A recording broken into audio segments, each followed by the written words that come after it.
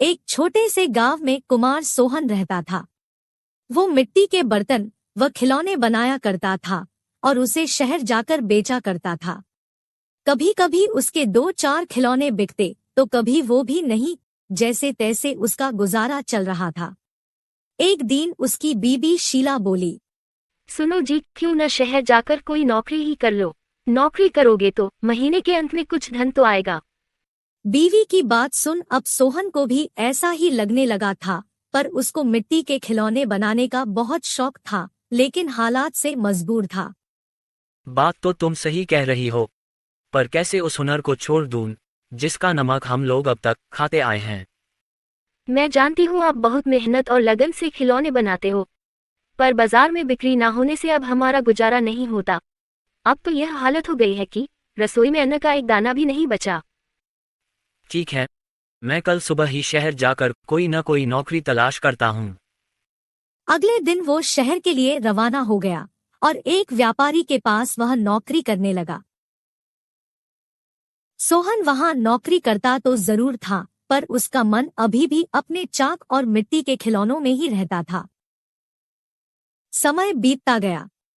एक दिन शहर में जहां वह काम करता था, उस मालिक के घर पर उसके बेटे निखिल का जन्मदिन था। सब महंगे महंगे तोहफे लेकर आए। सोहन ने सोचा, क्यों ना मैं मिट्टी का खिलौना बनाऊं और बच्चे के लिए लेकर जाऊं। वैसे भी हम गरीबों का तोहफा कौन देखता है। यह सोचकर वह मिट्टी का खिलौना बनाया और बनाकर जन्मदिन पर ले गया। जब दावत खत्म हुई तो निखिल की नजर उस मिट्टी के खिलौने पर पड़ी। उसे वो हाथ में उठा लिया और खुश होकर और भी बच्चों को दिखाने लगा। खिलौना सभी बच्चों को बहुत पसंद आया और जिद करने लगे कि उनको भी वैसा ही खिलौना चाहिए। यह सब देख सभी मेहमान एक दूसरे की तरफ देखने लगे और एक ही बात पूछने लगे, अरे वाह, इतना शानदार तोहफा कौन लाया है? इतना महंगा तोहफा ये किसने लाया होगा? ये खिलौना तो शायद आपका नौकर सोहन लाया है।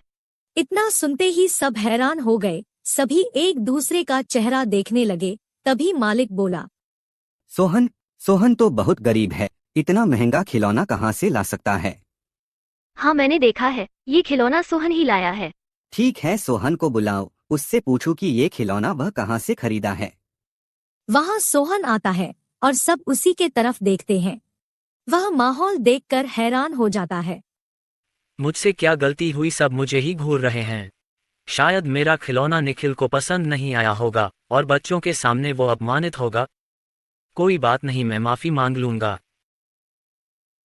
मालिक, क्या आपने मुझे बुलाया? हाँ सोहन, क्या यह खिलौना तुमने दिया है? हाँ मालिक। तुम यह खिलौना कहाँ से लेकर आए हो और इतना महंगा तोहफा तुम लाए कैसे? इतना सुन सोहन मन ही मन खुश होता है और मुस्कुराते हुए बोलता है, माफ कीजिएगा मालिक, ये कोई महंगा तोहफा नहीं है, यह मैंने खुद बनाया है। गांव में यही खिलौना बनाकर मैं अपने परिवार का गुजारा करता था, लेकिन इससे अब घर नहीं चलता, इसलिए आपके यहाँ नौकरी करने आया हूँ। अरे वाह, तुम क्या अभी है खिलौना बना सकते हो? और सभी बच्चे को तुम्हारा खिलौना बहुत पसंद आया है, इन्हें भी ऐसा ही खिलौना चाहिए। सोहन खुश होकर बोला, हाँ मालिक, बिल्कुल बना सकता हूँ। जब कल मैं आऊँगा तो खिलौना बनाकर लेते आऊँगा। अगले दिन सोहन ने शानदार रंग बिरंगे खिलौने बना कर दिए। यह देख मालिक ने सोचा, क्यों ना मैं खिलौने का भी व्यापार करूं। वह अपने बीवी से बोला, सुनीता, सोहन खिलौना बहुत अच्छा बनाता है, उसे खिलौना बनवाकर शहर में उसका भी व्यापार कर लें। उसे सोहन को उसके मनपसंद का काम भी मिल जाएगा और उससे अच्छी तनख्वाह भी मिल जाएगी, साथ ही साथ एक मोटी रकम हम भी कमा लेंगे। ये तो अच्छा विचार है जी। यह सोच मालिक ने सोहन को खिलौना बनाने के काम पर लगा दिया और बदले में हर महीने अच्छी खासी तनख्वाह देने लगा और रहने को घर भी दिया। यह सब पाकर सोहन और उसका परिवार बहुत खुश हो गया और सोहन को उसके मनपसंद का काम भी मिल गया। दोनों हंसी खुशी रहने लगे।